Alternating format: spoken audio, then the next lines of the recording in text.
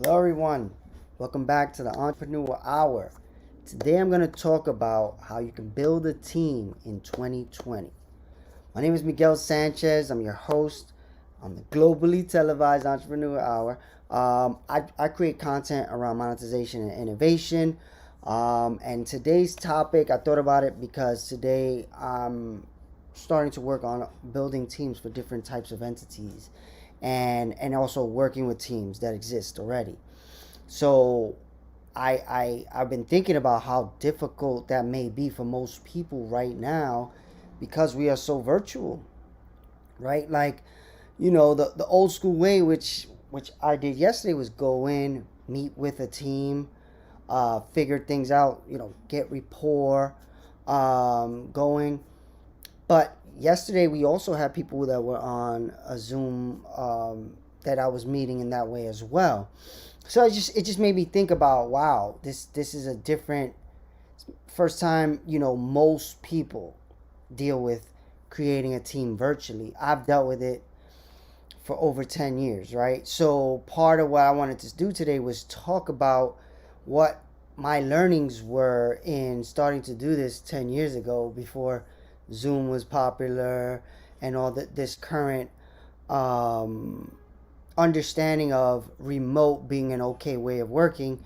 It was definitely a struggle, but I learned a lot, and I was able to pull it off 10 years ago. So now I'm much more comfortable than most in doing it, and I want to talk to you about the different things I've seen, and the good and bads about doing it, and how to like watch out for the landmines.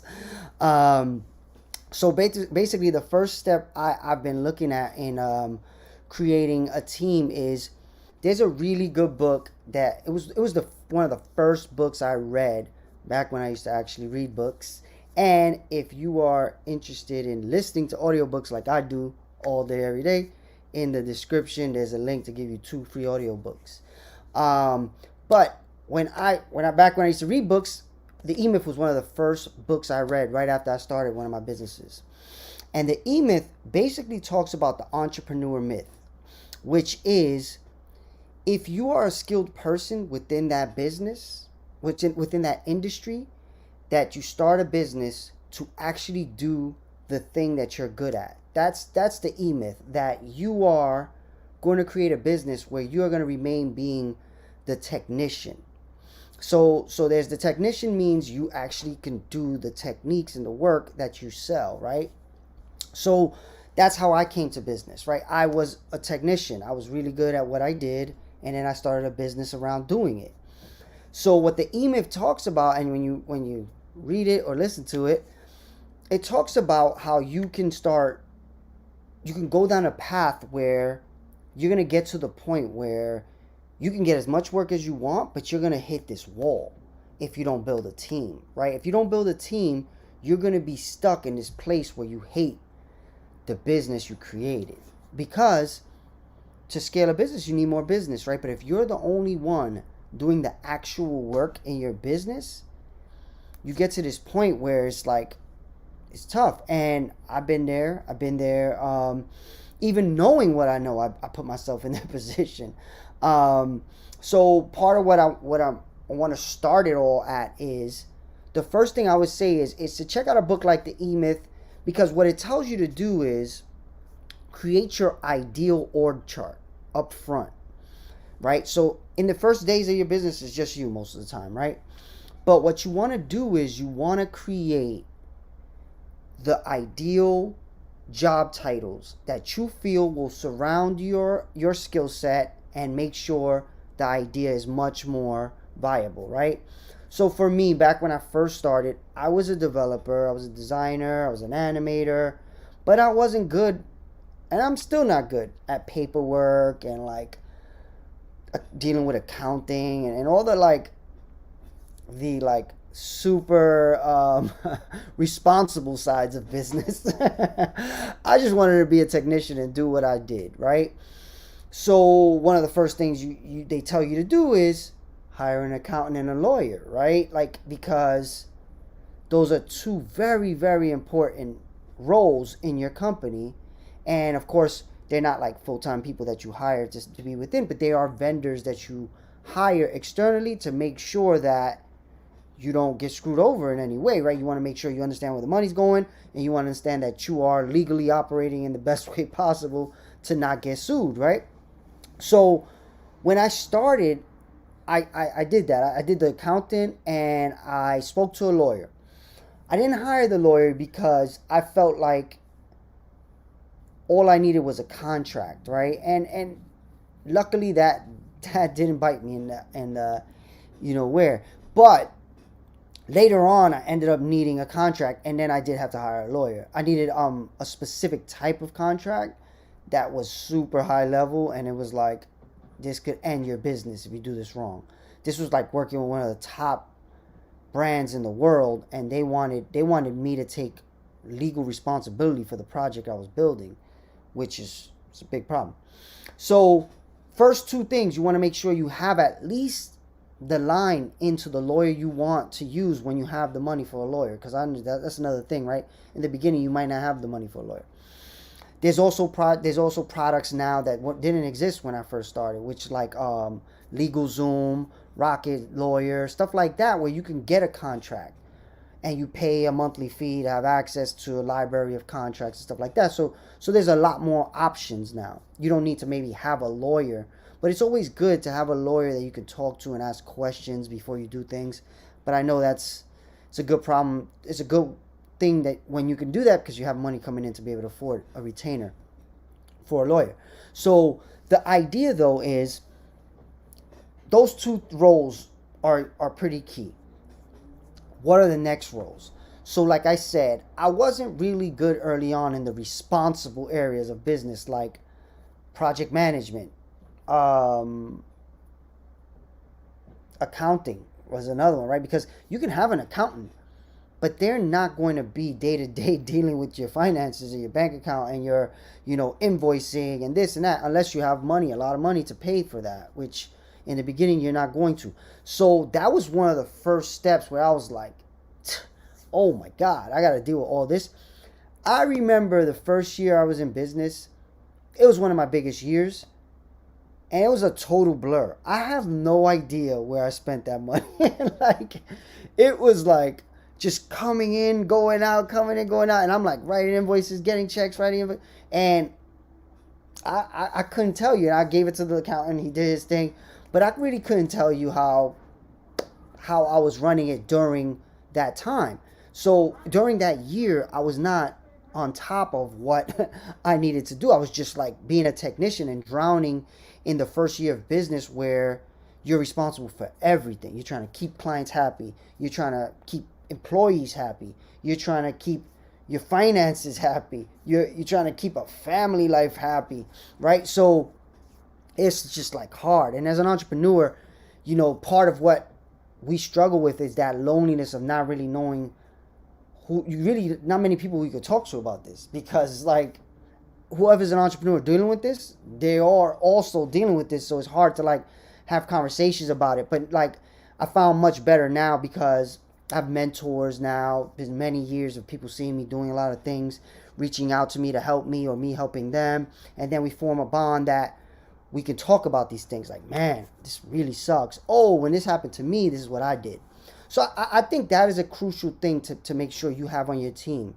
And it don't have to be an internal person or a group of people, just people that you can bounce the things that we go through off of, like just be able to talk to someone.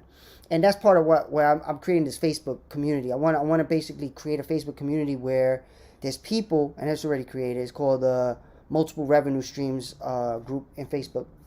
So you can go in there, talk about your questions. Like I post questions in there all the time about stocks, about real estate, about creating businesses.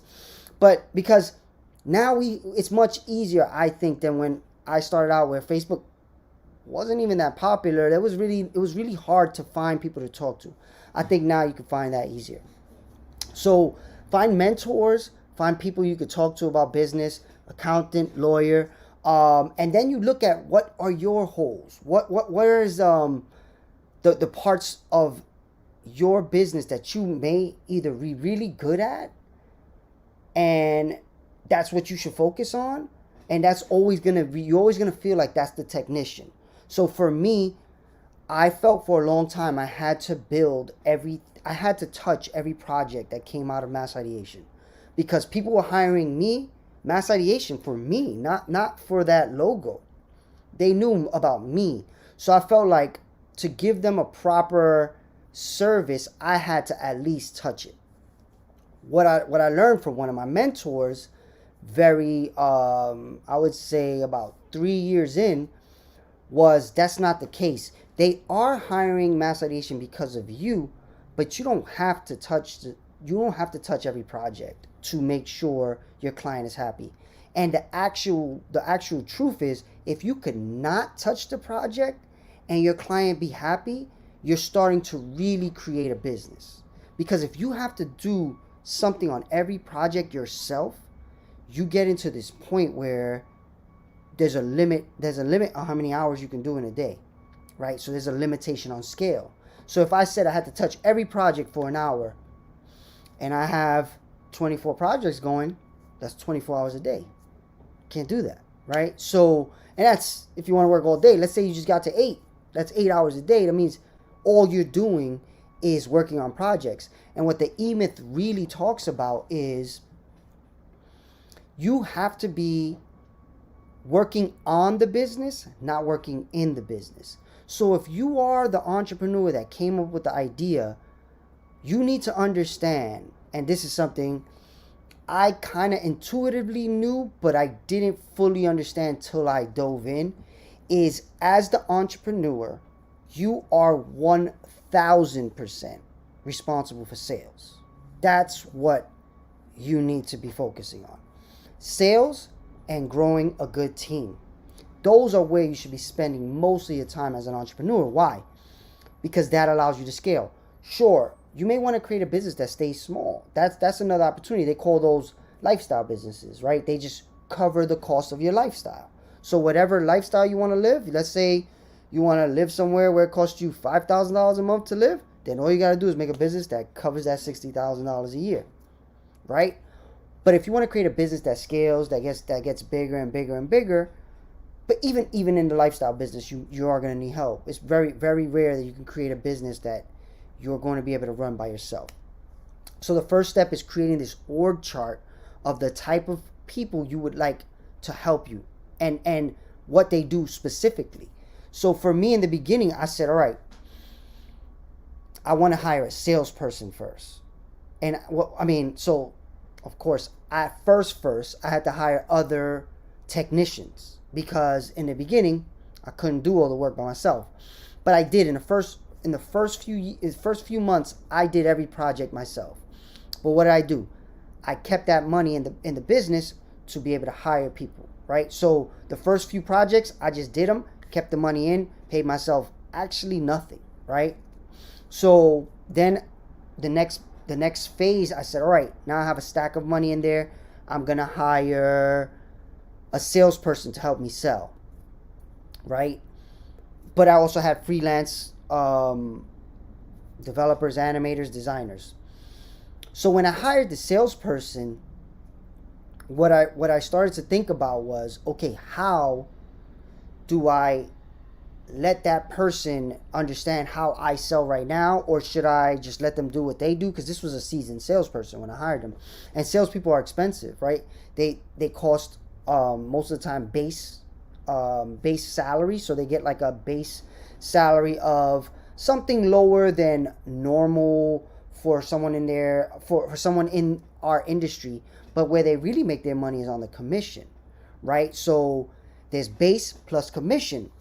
So I really had to figure out where the sweet spot for myself and the business was, and that took me some time, right? So what I think you have to do is, but one thing I do realize was I was actually wrong there.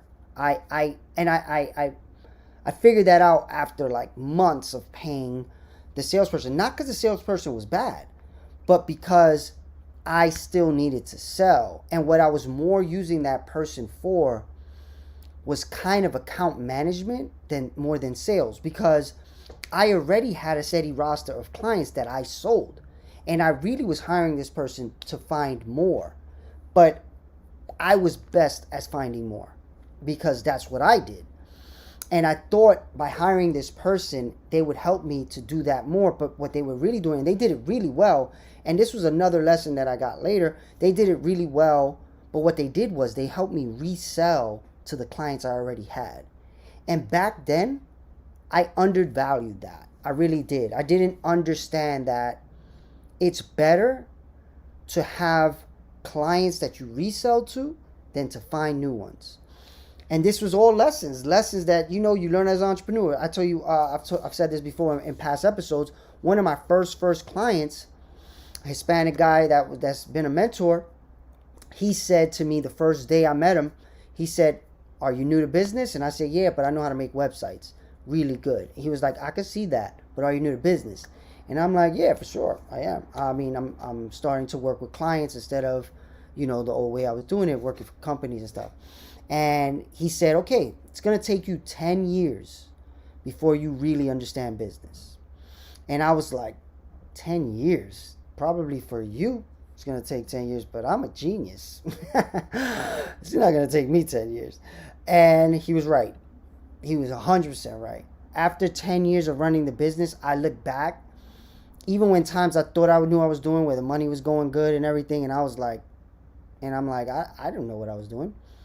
I did that wrong, I did that wrong, I did that wrong. But that's why you have to start as soon as possible.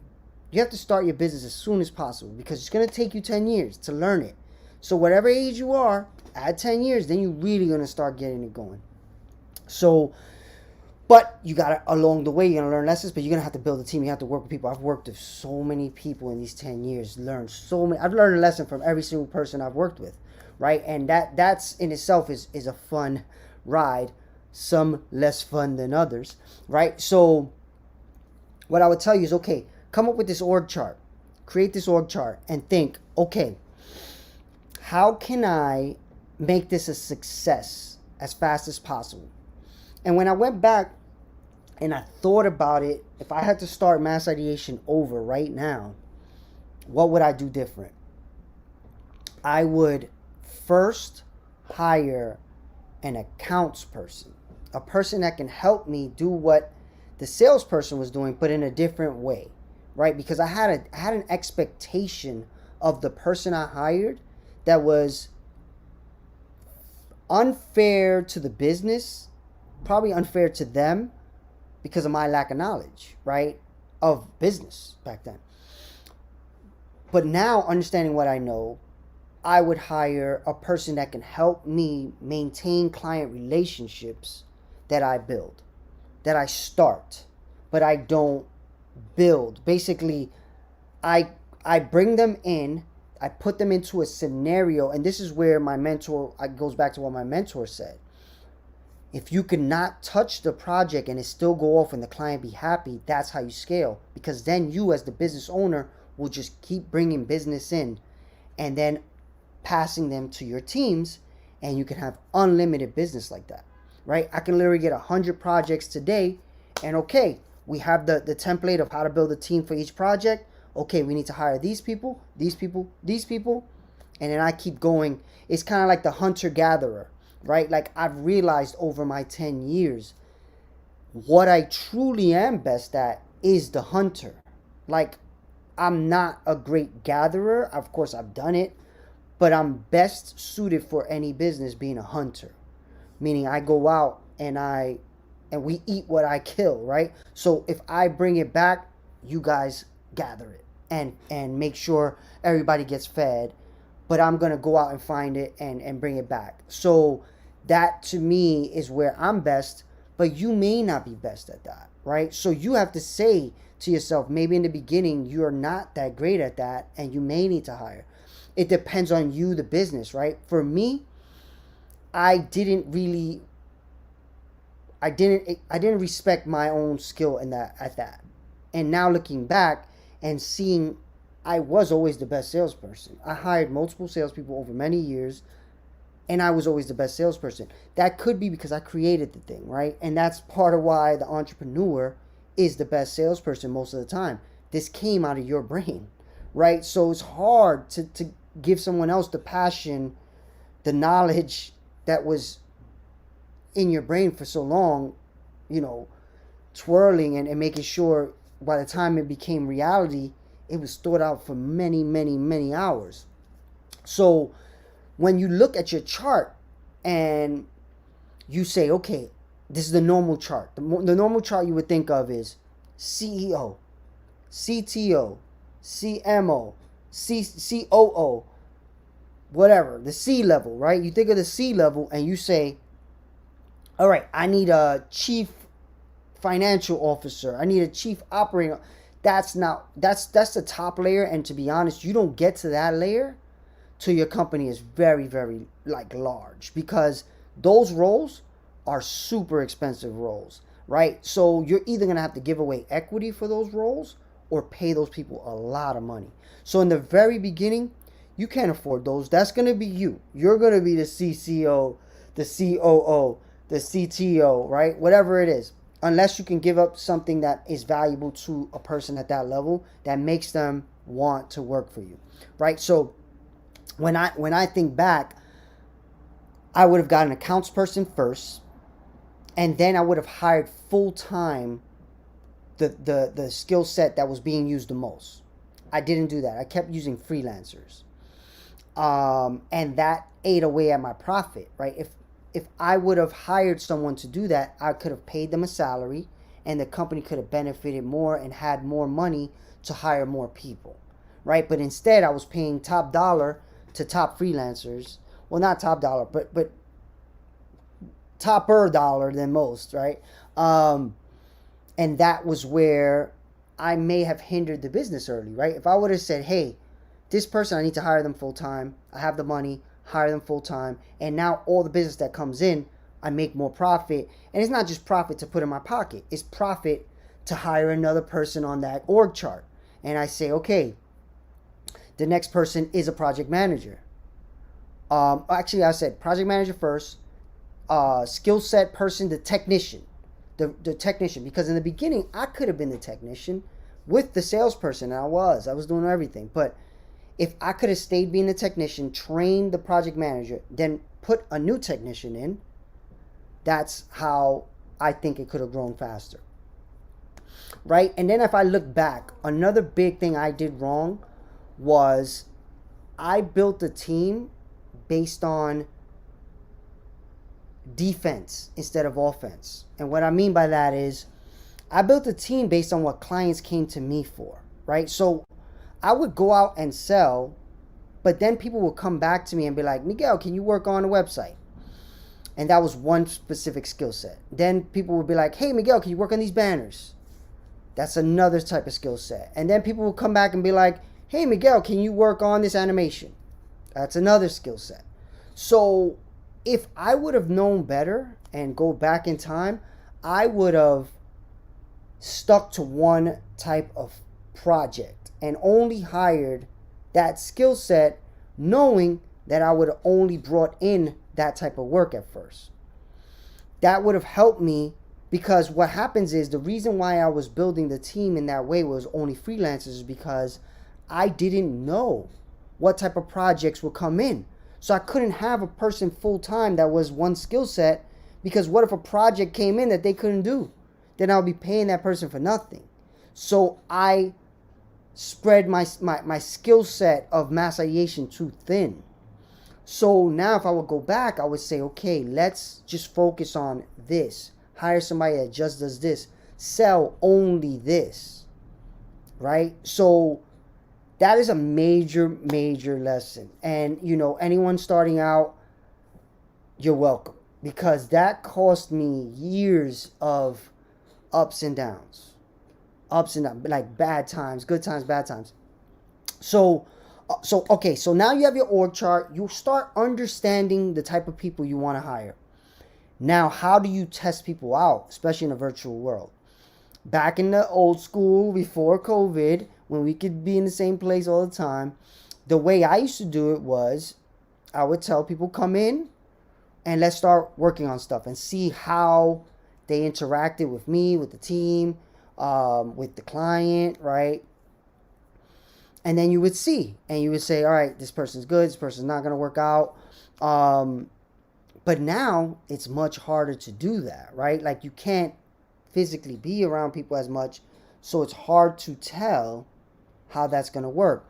But what I see is, and what I've done for many years is, the way to start building a rapport with a remote person is through chatting with them about different things, not just your project, right? So you want to start understanding this person, what matters to this person, right? So they say, this is something many people say, is most people are driven by a few things: money, title, work-life balance, right? So if you have an employee or a person that's going to work with you or partner with you too, that's another thing that I'll get to, is when you're in the startup world, you don't hire employees mostly, you hire partners. So I'll get to the partner thing too. But I'm going to start with the employee thing, because in the beginning, if you could afford it, I would always tell you pay everybody. Don't partner first. Pay people, because it just moves the idea along faster. If you wanna create partnerships, I'll get to that. But right now I'm mostly in partnerships, so I'll tell you everything. So when you're hiring an employee, you want to make sure that you understand, they call it like love languages for like kids and relationships. You want to understand the employee's love language, right? So if your employee is really interested in just making as much money as possible, then you need to understand that, because if you can't do that for them, you got to understand that employee is going to be around for a short period of time, right? But if maybe you can do it for them, maybe there's a way to compensate them in a way that does fill that hole for them.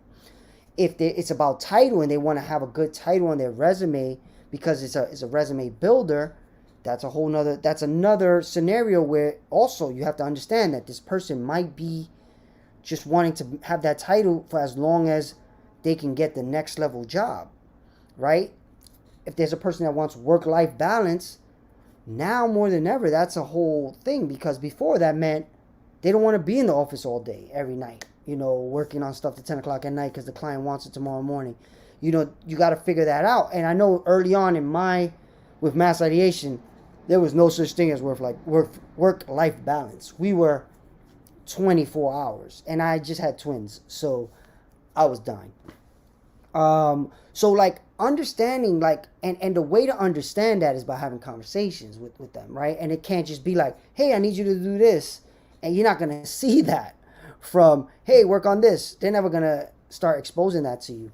So you really got to figure out now more than ever how to do that remote. So what that could be is remote one-on-ones. Just be like, look, today let's spend like a half hour. Let's spend a half hour on Zoom, working on something. But really what you want to do is the way I think I would do it right now is I would start by saying, hey, I want to give you guys a half hour a month where I work on growing you as whatever you want.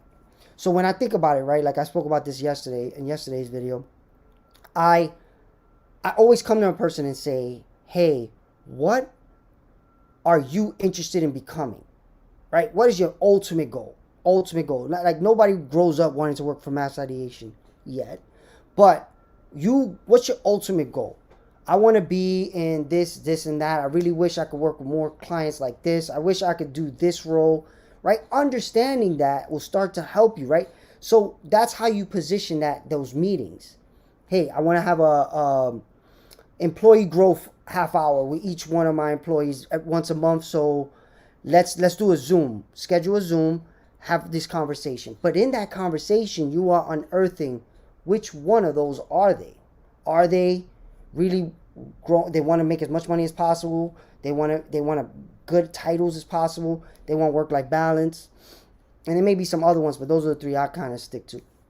Right? So once you understand that, then you start to plan within, like, okay, this person may not be this level of title, but it's important to them. So by putting them in this title, maybe I help myself a little long to keep this person longer.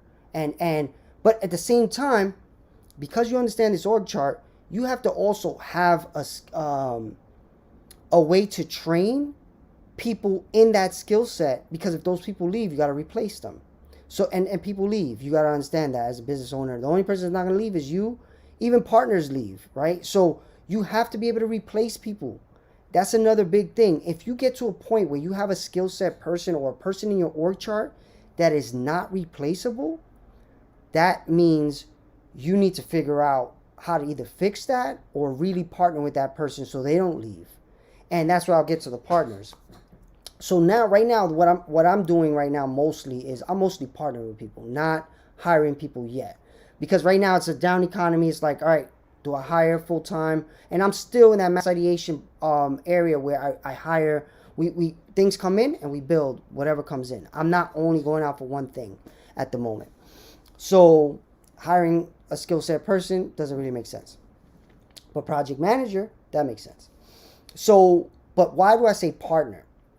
Because right now, people, like I said it in one of the previous videos, yesterday, day before, something like that, people are looking at changing their careers right now, or really going into the career they wanted to be in, but they never got to go into, right? So right now, you have the opportunity to offer partnership. Maybe they're willing to work for you for free, like I said in the video Monday, for a little bit to see if they like working in this environment, that you'll give them experience.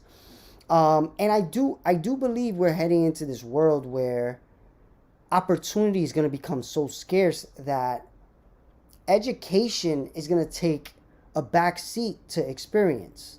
And there's going to be an opportunity for entrepreneurs to have people come and work with them and learn something for cheap, for free, or possibly paying entrepreneurs. I've heard multiple entrepreneurs say this, and it happened to me. I had a person graduate from 4-year college. Actually, multiple people graduate from good 4-year colleges, come and work with me for 6 months and be like, I can't believe I just went to 4 years of college, and in 6 months I've learned more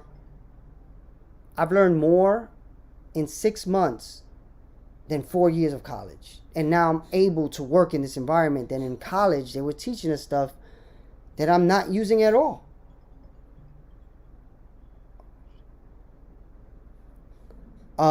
So basically, I got to the point where I was thinking, imagine eventually, right now, people are paying 20, 30, 40, 50K a semester to go to school, and nowhere near in 6 months they would be with if they were at certain companies. So imagine if I told you, what do you want to do? I want to be a fashion designer.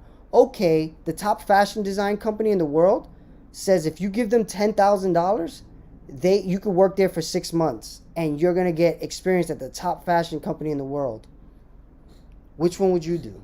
Right? So I do believe eventually that's where it's going. I'm pretty sure of it. And then also education, online education is going to be another reason why I think eventually you could just be coached by the top person in the world for $10,000 a year, and in 2 years be in a much better place than if you went to college for 4 years. And I know some jobs, they want that piece of paper, but you're going to tell me that if you are in for 2 years working with the Steve Jobs of Apple, people are not going to hire you? They're going to want that piece of paper? I don't think so. So that was a little bit of a digress, but I do believe, thinking about that now and looking at your org chart and saying, okay, there's going to be people that want experience. Maybe I could, for this position, which is maybe not super important to the company, maybe I could try one of those. Try someone who's looking to get into this world.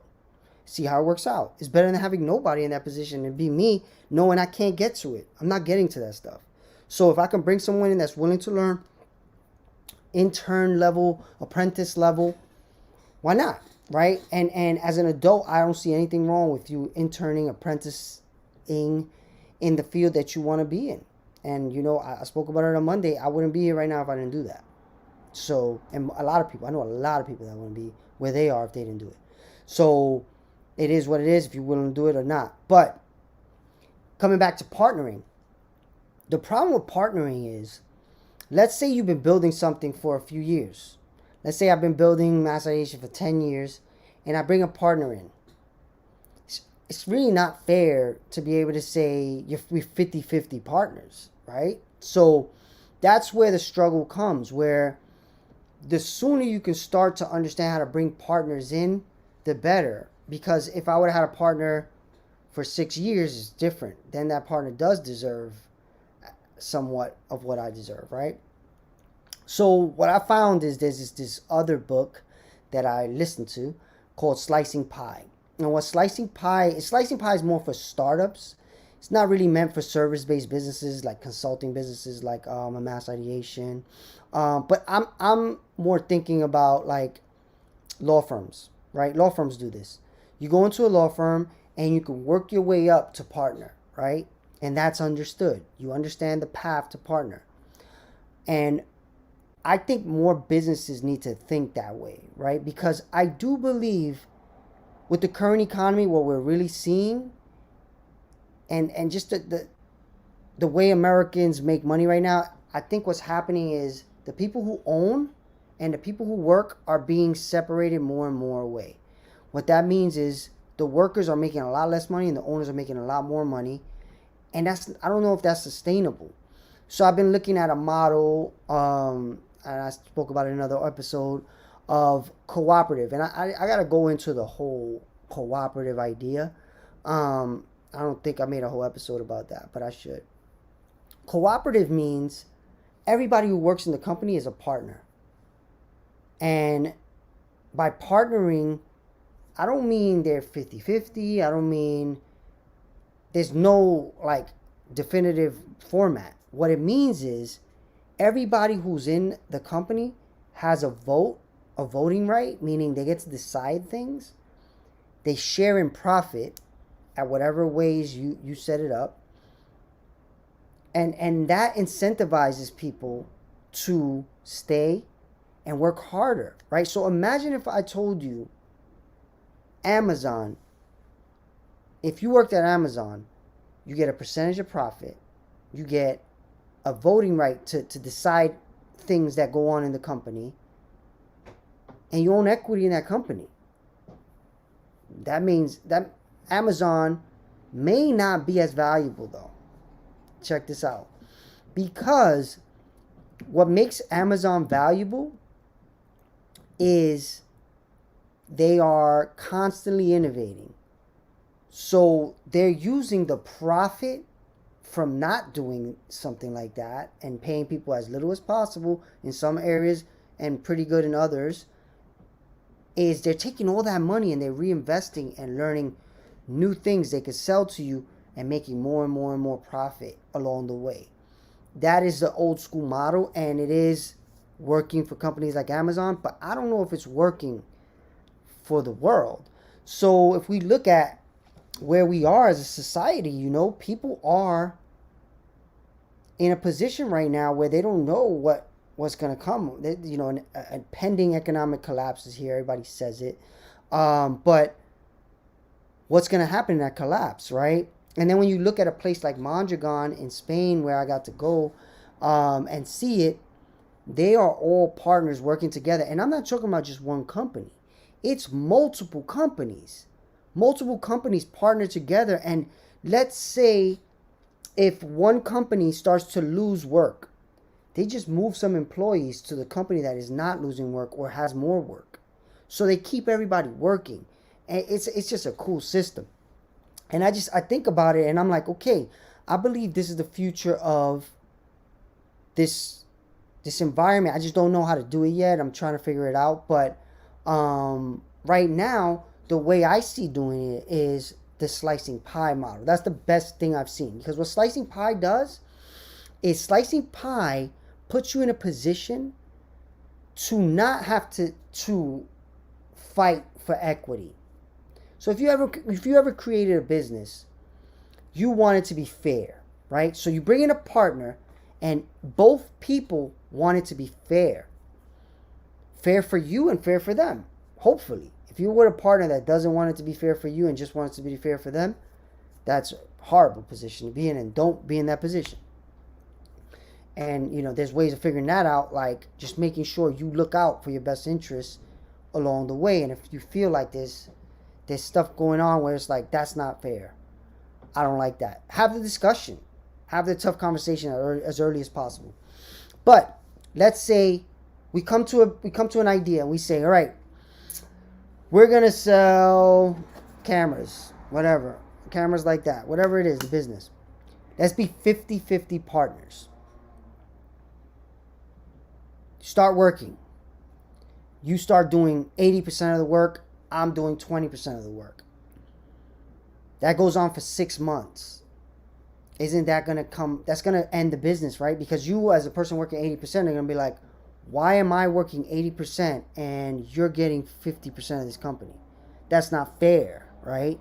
And if you, as the other person, can't be like, you're right, it's not fair. I shouldn't own the percentage I own, because I can't do what I said I would do, which was work 50% and you work 50%. I'm working only 20%, you're working 80%, so I only deserve 80% of this business. So that's what slicing pie does, and it allows you to not have that conversation. It's just implied. The system says you get what you deserve based on what you risk, right? So if I risk 80% of my time and you're only risking 20, I get 80%, you get 20. If I put money into the business, so let's say, and I'm gonna throw a curveball, let's say I'm working 80, you're working 80%, I'm working 20, but I put in $100,000 into the company. Now how fair is that? I'm risking $100,000 of my money plus 20% of my time. You're risking 80% of your time, no money, right? So there's a whole formula that breaks down how you can look at this and say, okay, you're risking 100,000 plus 20% of your time. I'm risking 80% of my time and no money. Here's how this breaks up. And it's a whole thing. It makes so much sense. It's incredible. And it allows for everyone involved to not feel like it's unfair. Because if you understand, wait, this person is taking more of a risk than me. I'm working 80% of the time, but they just gave the company $100,000. That is a super risk, because they already had that money and they're deciding to put it into this idea. That is way more of a risk than me spending 80% of my time on this thing, because 80% of the overall time. I don't mean all your time, because this could be a business that you only work 10 hours a week on and your partner's working 2 hours a week, right? Or you're working 8, he's working 2, or she's working 2. 10 out of 10 hours, you're working 80%, she's working 20. That's 80-20, but this person just put $100,000. So there's a whole formula. There's a software you can manage it through. It's just, I think it's one of the best ways of bringing in partners. But on the startup side, I haven't truly figured out how to use it on a company that's been around for a long time, though. So that's a scenario. Again, I'm trying to figure out a formula that makes sense. And of course, it's early, and that's part of where I want to start creating this community, to see if other people come up with ideas like it. So, when you think about growing a team and looking at the different ways, there's hiring, which means you can pay, right? So you pay someone, you test them, you find out what is really important, truly important to them, and you give them that, right? And you try to give them that as much as possible. Then you also have to try to, of course, you're going to need a partner in at some point, maybe not, but I think most people don't truly understand that most of these big time entrepreneurs, they have partners. You just don't know them because they're not as in front of the screen, the camera, social media, and that's on purpose too. Some people just don't like that. And some people are better as the brand. So like Warren Buffett. Most people know Warren Buffett, richest person, one of the richest people in the world. He has a partner. I don't even know what the partner looks like. I can't even tell you right now what the partner looks like, but I know he has a partner, right? Elon Musk created PayPal. He had partners, and now all those people are working for other big projects, but you don't know about them. They rather not be out in front of the camera as much. So don't think this superhero model is the real end game. It's not how it works. There's just people who are the face. There's partners. There's definitely partners.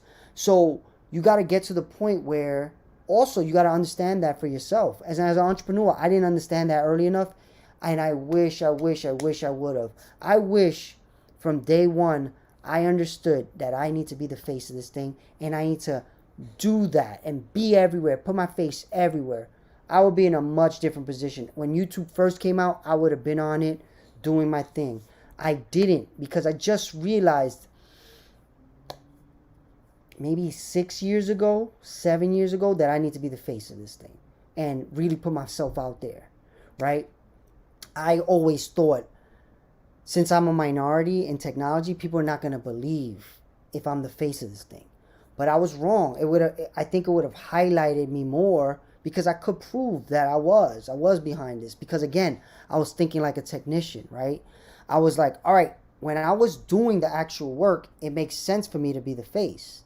But now that I'm not doing the actual work and I'm managing people, should I be the face or should I just leave it as a logo?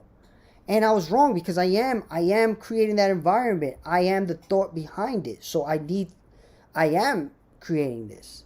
So you got to really understand that and really have that. Because I'll tell you one real entrepreneur trick. If you could be the face of it and you own that and you do that, it'll grow the business Fastest way is for the person who created it to be willing to do what I'm doing right now. 100,000%, ask anybody. But if you are not willing to do that, and I highly suggest you fight that feeling and overcome that obstacle, because you can be anybody. I've seen entrepreneurs that you would never think they would want to be in front of cameras, but they are, and they're doing their thing, right? So, and I'm not Brad Pitt, but I'm still willing to be in front of the camera. I don't care. You got to be comfortable with who you are, because you're out there, you're talking to people. So why not be out there talking to more people on scenarios like this, right? So what I think you need to understand is, are you going to be the face of it, or are you going to have to bring in a face? And when you get to that point, you realize, do I bring somebody else in to be the face of my thing? Because you get to a point where that's gonna create problems. It's funny. I won't get into like politics or religion or anything like that. But I was watching the other day Malcolm X, and that's what happened in the Malcolm X story, right? It was Elijah. I forgot the guy's name. He created this religious group. And then he brought Malcolm X to be the face. And when he brought Malcolm X exploded, and everybody really only thought about Malcolm X. And the guy felt slighted. Like, this is me, not him. I put him in the front. Why are people not giving me the respect I deserve? And, whatever, the story is the story, and who knows if it's true. I don't think I was watching the Spike Lee one. But whatever. The idea is you should want to be the face of it. And when I tell you again, the sales, what's a better sale than right now? Literally right now, every day, I get in front of the camera, and now I'm up to about 300-400 views per video across all the... So, is it better for me to have 400 people every day understand more about me, more about the things I do, or not? Right? Like, it's hard to argue that. It's hard to argue that every day, 400, and that's without me doing as much as I need to be doing. I could be doing more. That can grow even more. Because I'm in every platform, but I'm only putting the shows up. I'm not putting clips up. I'm not doing the Gary Vee thing, which I'm not doing on purpose right now, because I want to figure out how to create some type of funnel that's better than what I have right now. Right now, the funnel is just people call me like, hey, I like the show. Let's figure something out. And it has been working. That's been working within itself. But I want to figure out how to grow a community. That's where the Facebook group is something I've been looking at. So I haven't really been doing the clips because I don't want to promote too much till I understand that. But still, even there, in about 6 months, 400 views across all the platforms every single day. That's hard to reproduce without doing this. Imagine calling 400 people every day. Impossible. And that's just right now. As I grow and grow and grow, those views are going to go to 1,000, 5,000, 10,000, right? And it's like, you can't do that any other way than this. They say every company, Cruz, thank you. Eddie, what's up? Every organization, they say needs to be a media organization, right? So that's why I started doing this. I said, all right, if every organization has to be a media organization, I have to be the media personality. And I'm going to do it. I'm going to learn it. And it's going to benefit me. And it has. It has tremendously already. So the longer you do it, the better you get at it. And everybody who's been watching me since the beginning is like, damn, the difference from when you started is crazy. And of course, I've been doing it almost every day for a long time. You're going to learn, right? But if you did it once a week, once a month, you're going to learn less. But I highly suggest you understand that and say, is this somebody I need to bring on my team? Because you need it. If it's not going to be you, it needs to be somebody. Ideally, it's you, the person who came up with the idea. But if it's not going to be you, you need that role. But then you might get to the Malcolm X scenario where this person becomes the brand of your company. And that person, what happened in the Malcolm X story is he left that religion and everybody went with him. That's the problem when you are not the brand of your own business. If you create a brand that you let someone else be the face of, that person could just move to the next thing. And you don't want that. You don't want that. You want to be the brand. And I know it's tough. It's tough to get over, but you have to try. And if you would have told me this when I first started, I would be like, no, I'm not doing that. So I get it. But again, it takes 10 years. Now I know. If I would have been doing that from day one, I would be light years ahead of where I am right now. Light years. So it is what it is. But now I know, and I'm making content around it to let you know what you can do.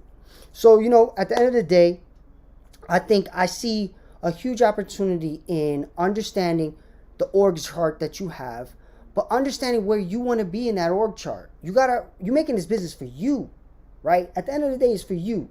So it got to make you the right amount of money. It got to make you happy. It got to make your original idea happen, right? So think about what puts you in the best scenario to do that, right? What people, what skill sets, what positions you feel like you need to fill first, second, third, fourth, fifth, sixth, seventh for you to be able to do that. And then test it. You may be wrong. I was wrong. I told you I was wrong. The first person I thought I needed was a salesperson. I was wrong. But I learned, right? I learned. It's no L's. There's no L's. There's only lessons, right? And that's the thing about entrepreneurship. You gotta be willing to take an L because it's a lesson, right? And go for it. Bring in somebody, partner with somebody, deal with that pain of the breakup, deal with having an employee. I've had employees that literally have screwed me out of $80,000 during Christmas. Like total scenarios where it's like, oh my God, collapsible scenarios.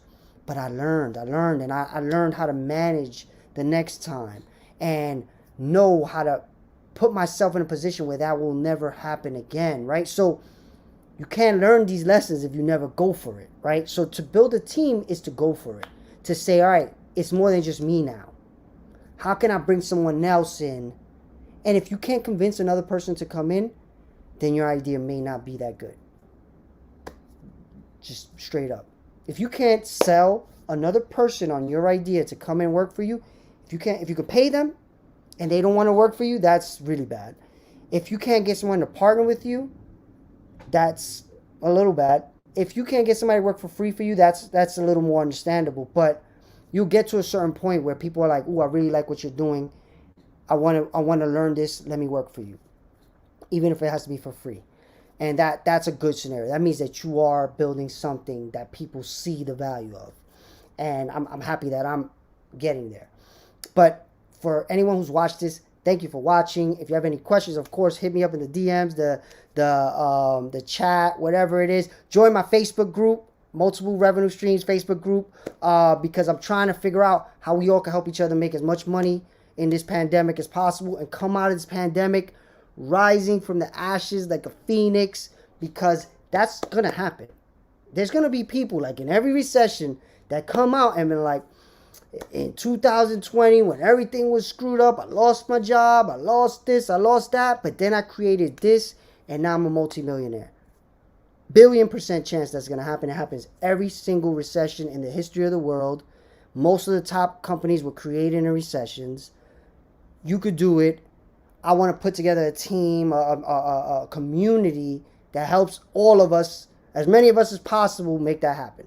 So that's why I say innovate every day at the end of every show, is because I'm hoping you guys are thinking about this and innovating, trying different things. Innovation means trying different things, but attaching it to some type of monetization way, right, as a business. So come into the Facebook group.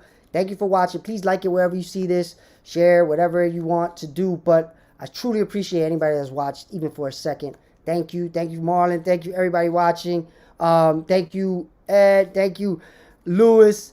Thank you, anybody who's watched. Thank you. I forgot your name, Tali. Thanks again. Look forward to creating more like this and innovate every day.